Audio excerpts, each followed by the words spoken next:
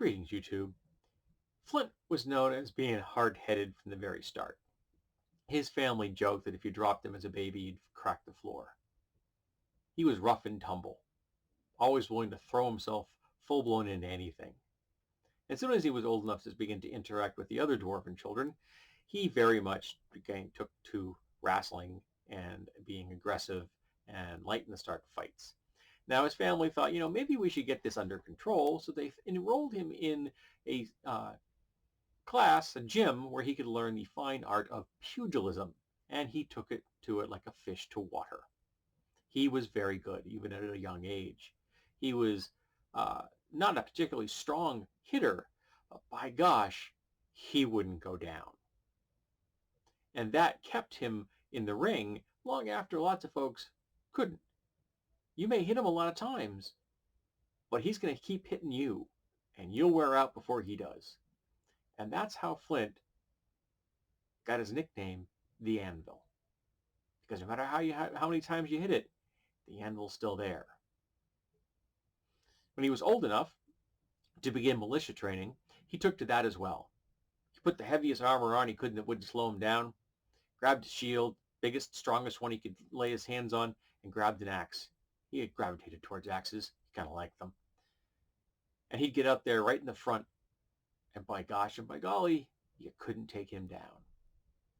And after a few years, he realizing that, hanging out in the dwarven stead really wasn't something that he wanted to do, he decided to go out into the wild world. And he did pretty well for himself. He didn't have a lot of things to offer to an adventuring party, but what he did have is, you stand behind me and you're going to live.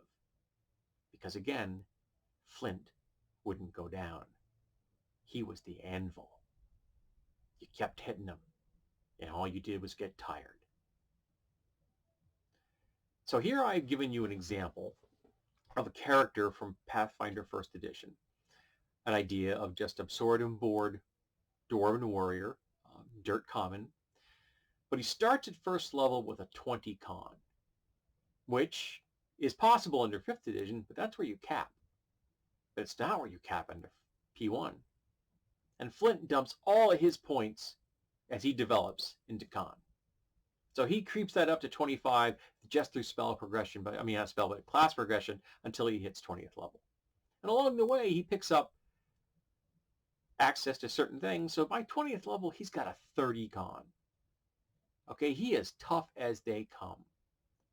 He has an extra 200 hit points.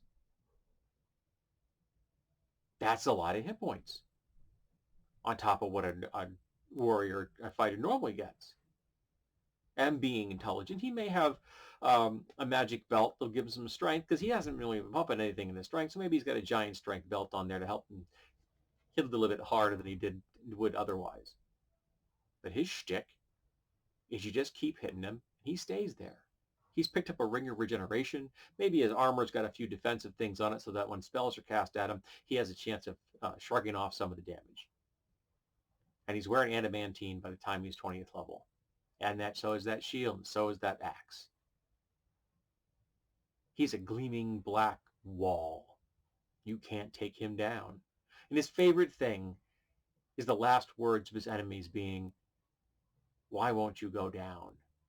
And he always replies the same way, "Because you're not my type." He finds that endlessly funny. The rest of the group, not so much. I like the idea that somebody can start out with a really high stat, and they can dump everything they want to in that, and that becomes their shtick, and it's okay. There's nothing wrong with it. Mage with a 30 intelligence? Okay, fine. Got a lot of skill points. Your spells are hard to defend against. That makes sense, because you've dedicated your entire life to doing that. You have perfected it. I've seen a video where a guy threw a empty soda can into the air, and then he fired a slingshot, putting it through the hole in the can, and so you could pick it up afterwards and you could shake it. Boom! Drop it out. How? By dedicating himself to becoming the really good shot with a slingshot. You can do that. And I don't see why we should punish people who want to. Some people want to be generalists. Some fighters are going to want a decent con and a decent strength, and they're going to want to have intelligence or charisma so they can become a commander of some variety. More power to you.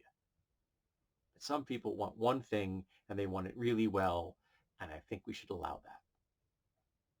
And I think starting first level with the 20 con, it's okay by me. Got no problem with that. And I'm curious why the newest iteration of D&D does. Having read it, I see a lot of walls, a lot of limitations, and a lot of you can have that much fun. It bothers me. So let's talk about people that start out with a high stat and they keep ramming that stat up as high as they can. Do you think it's all right? Do you think it's acceptable? I think it's just another way of deciding how your character is going to go. You're dedicating all of your character's development in that direction. That's what you can do. You want to be a generalist? That's what you can do. All are viable options in my book. I don't think we should be shutting down anybody's fun, nor limiting how much they can have. Because remember, you're God. You want to limit someone's fun, you can limit someone's fun. But if you don't want to do that, let them go all wild. Why not? Let them become the toughest or the smartest or the fastest. There's no reason not to. Why don't you have a party like Baron Munchausen's? Have you ever seen high-level characters? They're practically wushu demigods anyway. So let's talk about stats, and are you acceptable? And would you allow a character like Flint, the Anvil, into your party?